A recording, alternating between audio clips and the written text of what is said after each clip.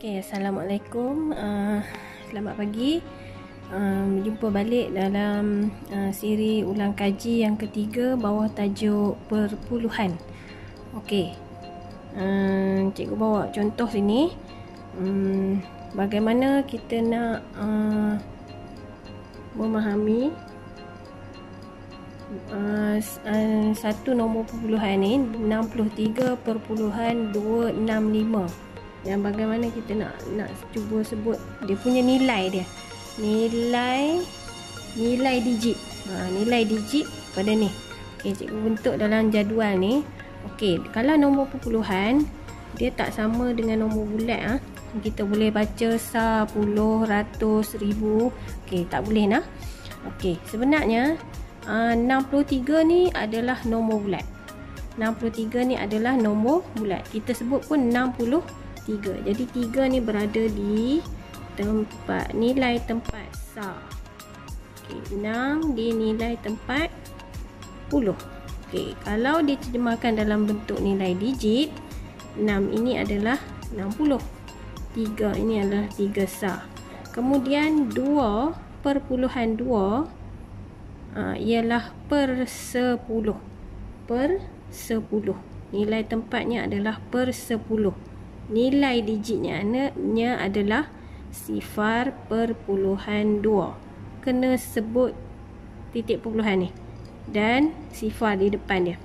Kemudian 6 nilai tempatnya adalah per 100.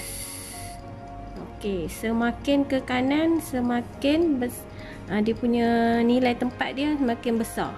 Okey, sebutlah cara sebutnya. Kemudian 5 ini berada di nilai tempat per 1000. Per 1000. Okey, nilai digitnya 6 ni adalah 0.06. Kemudian 5 0.005. Okey, kalau kita kata apa nilai tempat 5? 1000, masalah. Per 1000, per 100, per 10.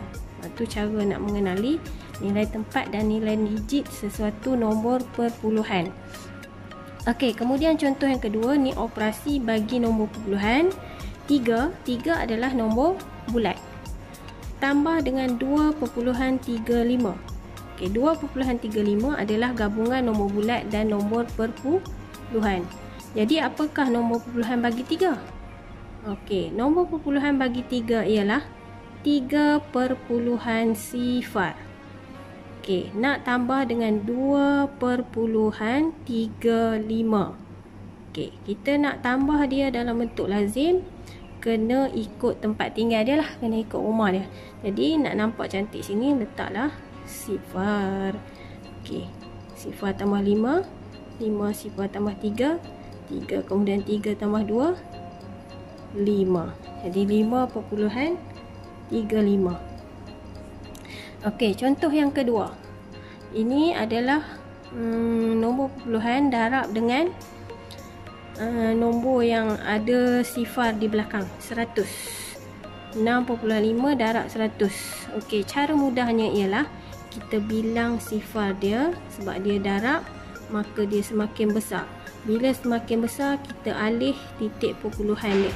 Alih mengikut bilangan titik perpuluhan. Alih titik ke kanan.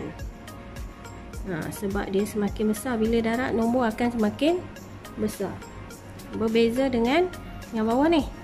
Okey, bila bahagi alih titik, kita nampak perbezaan dia. Alih titik ke kiri. Alih titik ke kiri. Okey, berapa bilangan sifarnya ni? 2 kali. 1, 2. Jadi lopak ni letak kosong. Di mana titiknya? Titiknya dah beralih ke sini. Bila titiknya beralih ke kanan, maka nombor tersebut bebaskan daripada titik. Tak perlu tulis titik lagi. Tulis jawapannya. Okey, macam mana yang ni? Alih titik ke kiri mengikut bilangan sifar. 1, 2. Jadi titiknya beralih ke kiri. Sebab bila bahagi, secara logiknya dia akan semakin mengecil. Okey, di sini kita letak sifar. disebabkan titik perpuluhan duduk sini, maka perlunya sifar berada di depan. Okay, jawapannya adalah 0.065. Okey, bagaimana pula kita nak tukar sesuatu nombor pecahan, kepada bentuk perpuluhan. Okey, 3/100 sebenarnya ialah 3 bahagi 100.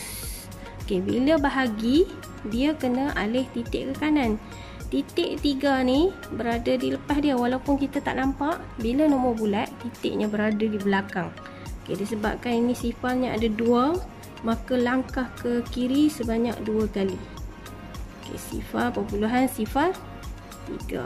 Jadi jawapannya sifar perpuluhan sifar 3. Okey, contoh yang terakhir. Macam mana kita nak tukar nombor bercampur ini kepada dalam bentuk nombor perpuluhan. Okey, contoh cikgu bagi 5 nombor bulat 3/10. Okey, bentuk nombor pecahan nombor bercampur kan. Okey, sebenarnya kalau kita pecahkan ialah dia bermaksud 5 tambah 3/10. Okey, 5 adalah 5/0 tambah dengan 3/10 adalah, okey, macam mana? 3 bahagi 10. Seperti contoh yang ni. Seperti contoh yang di atas ni. 3/100 kita dapat sifar perpuluhan sifar 3. Tapi kalau 3/10 ada satu saja sifar, kita tukar ini kepada sifar perpuluhan 3. Jadi 5/0 tambah dengan sifar perpuluhan 3. Okey, kita buat cek dalam bentuk lazim di sini. 3 sifar perpuluhan 3 tambah di situ, kita akan dapat 5/3. Okey, jawapannya ialah 5/3. Okey, cikgu harap kamu boleh faham. Ni basic je. Basic untuk nombor perpuluhan. Okey, cikgu tambah sikit lagi berkaitan dengan ulang kaji tadi. Okey, untuk nombor 2 ni.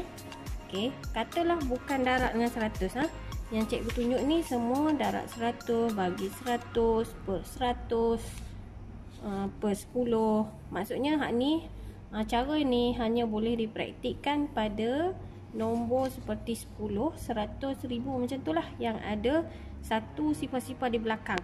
Ada sifar banyak di belakang. Tetapi jika contoh 6/5 ni dia bukan darab dengan 100 tapi dia darab dengan 20. Contoh, kaedah untuk alih titik ke kanan ni tak sesuai. Okey, sama juga kalau macam ni. 6/5 bahagi 200. Okey, tak boleh guna cara ni. Ada cara lain.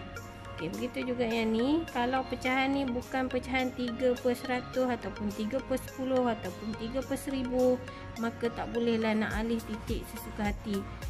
Okey, sebab dia kena darab dulu dengan nombor. Macam ni, 6/5 dia kena darab dengan 2 ni. Ni nilai lain.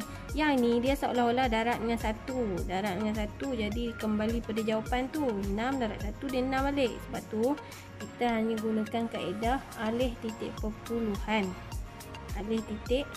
perpuluhan.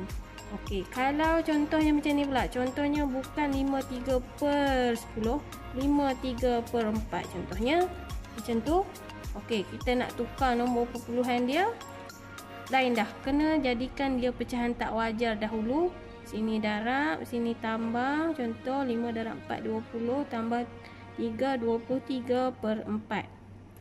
Okey, nak cari nombor perpuluhan dia. Sebenarnya kalau yang contoh macam ni, kamu bahagi saja 23 bahagi 4. Okey, rasanya ada cikgu tunjuk dalam ulang kaji 2.